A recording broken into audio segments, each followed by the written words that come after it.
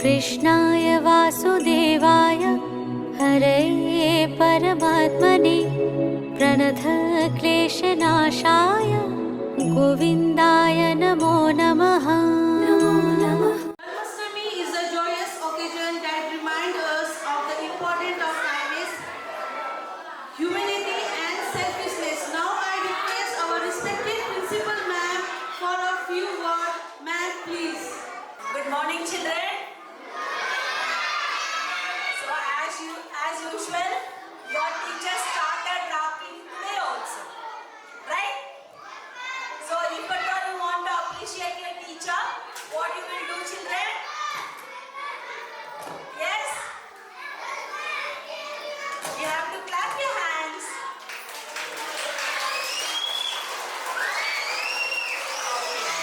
So you know why we are celebrating Janmashtami?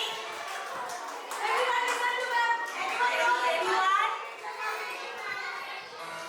Anyone? Yes, come forward. Why we are celebrating Janmashtami? And because the Lord Krishna will be birth. Very good. So the birth of Lord Krishna is the Janmashtami celebration day. And when is Janmashtami, children? 16? Yes. So we are going to celebrate. This is a teaser for the trial. Okay. Hello, बच्चों. Good morning. कैसे हो आप लोग? आवाज नहीं आ रहा है. कैसे हो आप लोग?